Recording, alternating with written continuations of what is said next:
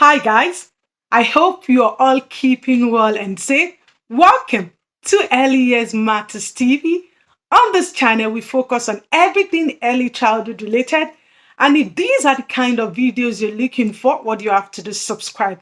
And not just subscribe, turn on that notification bell so that whenever a new video is being dropped on this channel, you'll be the first person to be notified. Today, I'm going to be talking about activities that promote language development in the area of early years. Yes, today's discussion is going to be all about activities that promote language development in the area of early years. Are you a parent, an early childhood educator? You're struggling for activities that you could use to promote language development in the area of early childhood. Please don't go anywhere. This video is for you. In the last week, I've looked at activities that could be used to promote the physical and cognitive development in early childhood. If you've not watched these two videos, I'm going to leave the link down below so that you can keep up to date in relation to holistic development. So today is going to be all about language development. So let me start by defining what is language development. So language development is all about the ability of the young child to be able to use words, not just only using words, it could be making sounds as well, and not just making sounds, the non-verbal communication. So what do I mean by the non-verbal communication? And gestures, facial expressions, postures, all of these also makes up the language development in the area of early childhood. Because sometimes I've seen people say things such as, I don't know what activities that I can do with the babies. I'll tell you, you can do a lot with them. It doesn't mean that because they're not using words, you're limited in terms of the activities that you can do with them. They make sounds. So when babies make sound, they are communicating to you. So this is part of their language development. For instance, if a baby wants food or they want your attention, they tend to cry.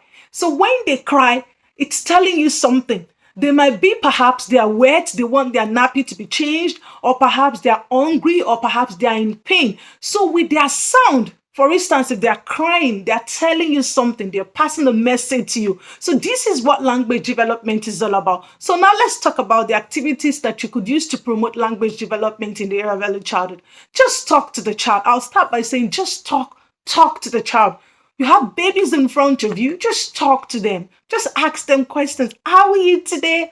How are you doing? You might be thinking that, oh, they are not hearing you. I'm sure they're hearing you. Research has proven that the period from birth to 3 years, that's when the brain, 90% of the brain occur. So during this stage from birth to 3, they are learning words as well. They are picking words from you. This is a term that we call language acquisition.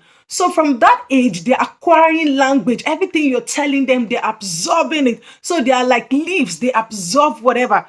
Okay, so it's really important you speak to them. Just use words. Just communicate to them. How are you? Don't think that they are not hearing you. Just do your thing. Talk to them, communicate with them, ask them questions.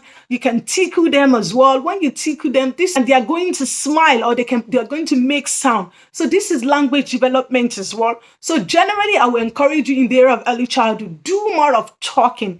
Ask the children questions. And when you do this, it's definitely boosting their language development. Facial expression as well. Maintain facial expression with the young child when you're talking to them. When you maintain facial expression, they also reciprocate this as well. For instance, you're looking into their eyes, they're looking at you, you're making sounds, they're making sounds as well. This is what language development is also about as well. So ask them questions. And one thing I'm going to say to you is when you ask them questions, give them the opportunity to reply you back. Don't just jump into conclusion and say, well, they don't know the question that I asked them, I'll reply. For instance, you could ask the young child, how are you today?